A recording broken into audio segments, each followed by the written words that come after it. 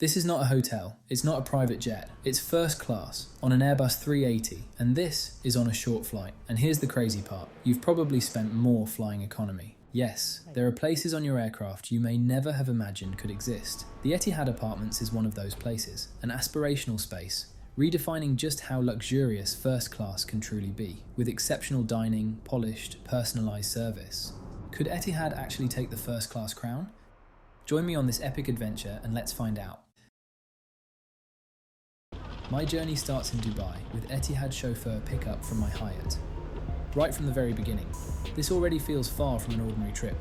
For some bizarre reason, I have a 7-seater Mercedes, just for myself. All paid first class tickets include complimentary chauffeur service to and from Abu Dhabi, and this extends to anywhere within the UAE. Compared to the sedan I was picked up in arriving into Abu Dhabi, this vehicle is a little older. However, it is immaculate as usual, with bottled water and wet towels to refresh.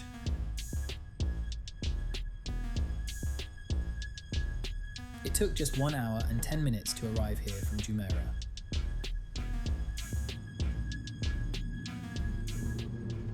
Welcome to the brand new Zayed International Airport, Terminal A.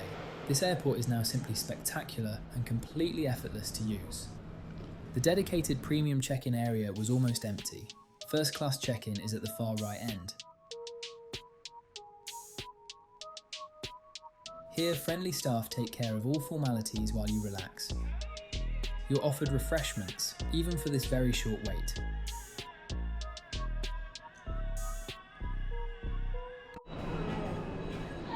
And then, off to the private security channel. This X-shaped terminal has 4 piers themed around the city, desert, sea and oasis. The design ensures you never have to backtrack, something you truly appreciate in an airport of this scale. For those unfamiliar, here's a quick orientation of lounge locations.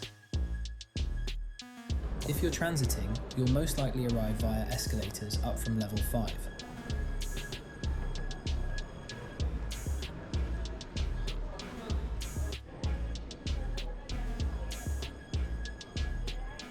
The staff here are ready to escort you upstairs.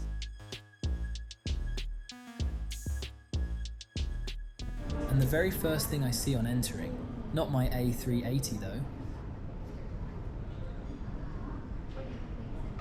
The first class lounge footprint is significantly smaller than business class, which, honestly, makes perfect sense.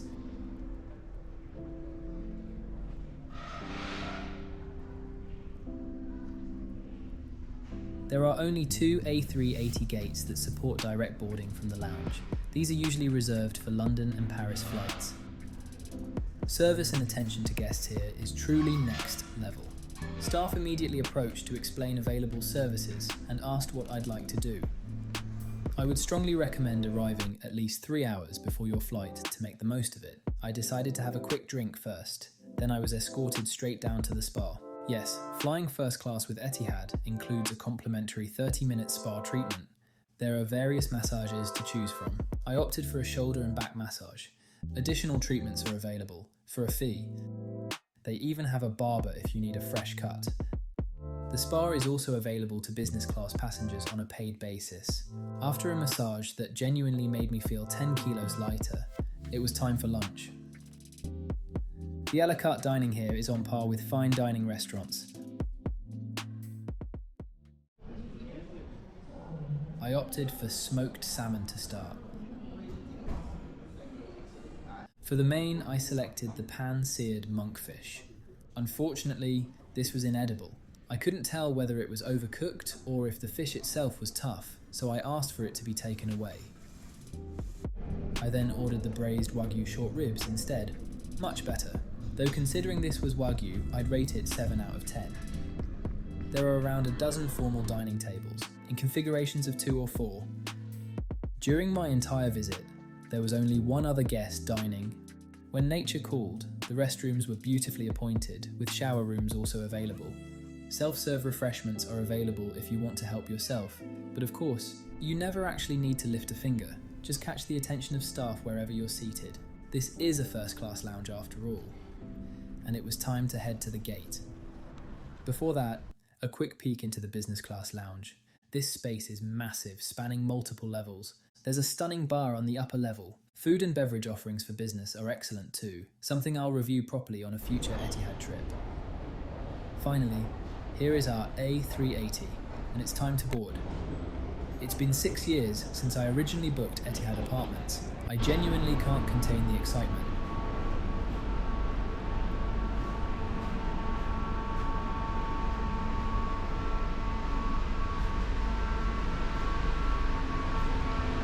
One thing I must note here though, Etihad staff are notoriously uptight about any filming, so I had to cut many scenes during boarding.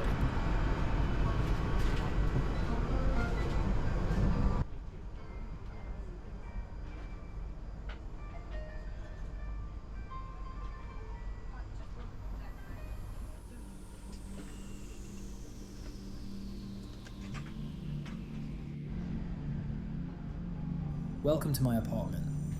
4A, a world where space isn't measured in inches, but in feet. 39 whole square feet to be exact. Each suite features a large Italian leather armchair and a full-length ottoman that transforms into the bed. There are 9 first-class apartments in total on the upper deck of this flying whale. Rows 3 and 4 can even be combined.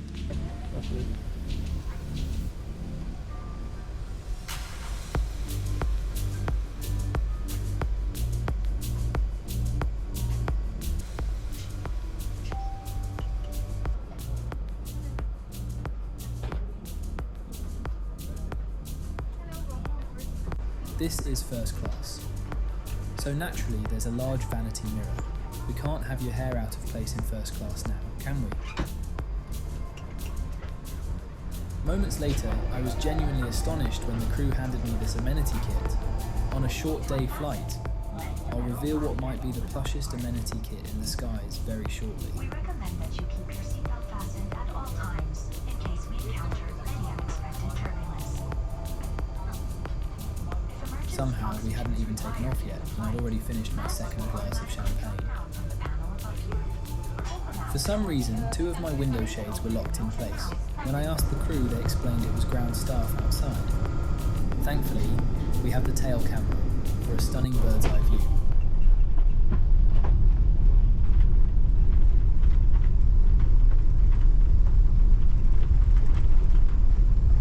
The A380 wing spans 79.8 metres, with a total area of 845 square metres. They were designed to support a maximum takeoff weight of over 600 tonnes, enough to accommodate the never-built Dash 900 stretch. These massive wings are built in Wales and transported to France for final assembly. I've always wondered whether Airbus would have shrunk them slightly for the Dash 800 Neo, though that might have compromised fuel capacity and range. Probably a moot point, given the Neo's uncertain future.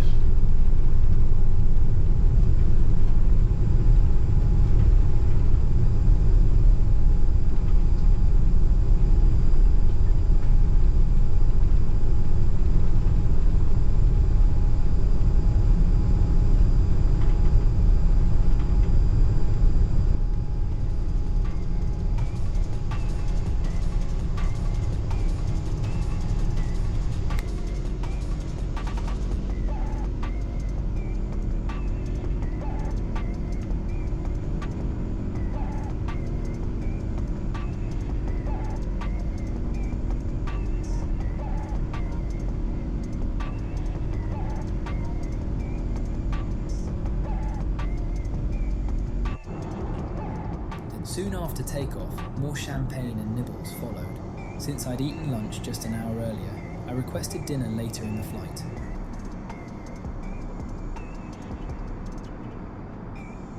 Let's explore the apartment.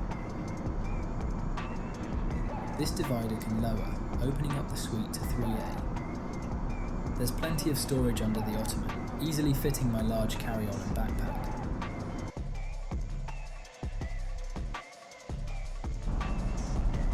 Suite controls are located under the right armrest.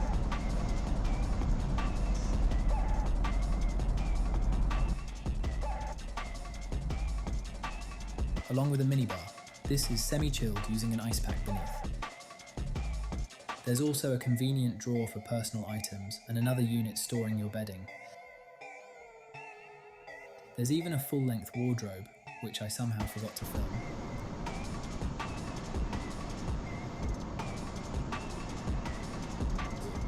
About an hour and a half in, it was time for dinner. Let's check out the first class dining menu.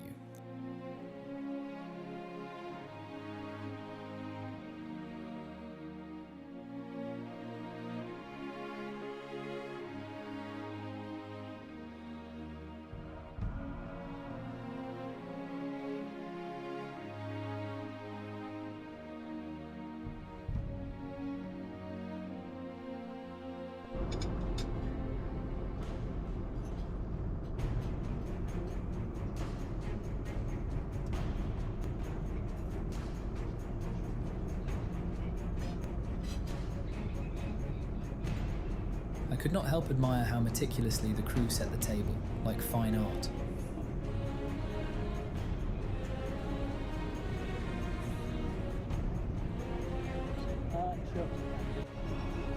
To start, I chose the zafrani prawns with tandoori potato, tamarind chutney and charcoal coral. Delightful flavours and impeccably plated. A 10 out of 10 from me. For the main, I selected lamb shank Rogan Josh. Tender, aromatic, delicious. Another 10 out of 10. The portion was so generous I couldn't even finish it. Finally, passion fruit bavarois to finish.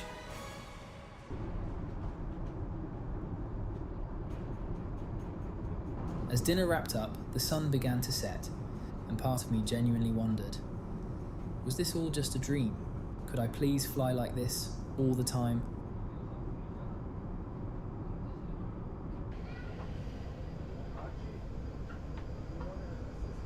Let's explore the shower. It's spacious, though perhaps not quite as opulent as Emirates. You can book a 30-minute slot with 5 minutes of running water. Back out. Isn't this the most beautiful 380 staircase? This is the second first-class restroom without a shower. Somehow feels even more elegant. I'm genuinely surprised how well it's aged. Even the Armani pyjamas match the tone of this bathroom.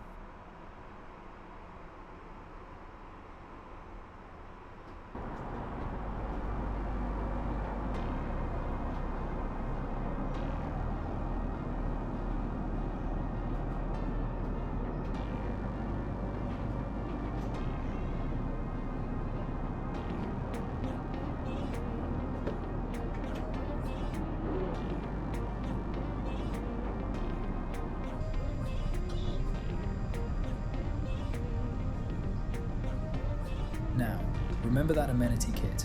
Inside, a luxurious Giorgio Armani PJ set, slippers and Esper products. This might be the best first-class amenities in disguise today. On my return flight, I took a nap. So here's the bed setup for completeness. It is cozy and looks super comfortable, though slightly on the firmer side, much like Singapore suites. Full suite controls are available on the side panel, so you don't have to get up.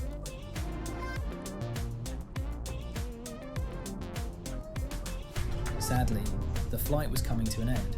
This first-class experience truly needs a 12 to 14-hour flight to be fully appreciated. It is genuinely a phenomenal product. I'm even more impressed that Etihad delivered a complete first-class experience on such a short flight.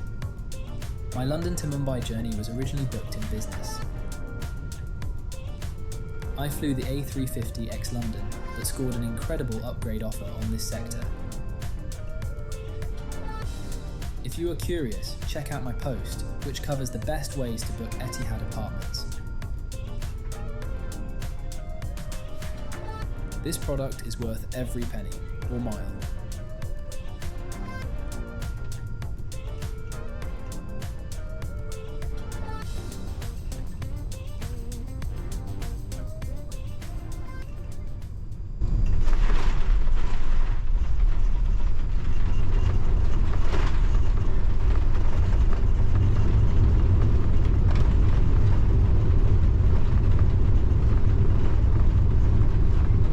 your mind isn't already boggled, there is something even better. Etihad is the only airline in the world to offer a truly epic 3-room residence. I was meant to fly it in late 2025 also, but unfortunately had to cancel. I plan to book again later in 2026, so stay tuned. If you enjoyed this video, please remember to subscribe, it would help out a lot. Thank you for watching, till next time, happy flying.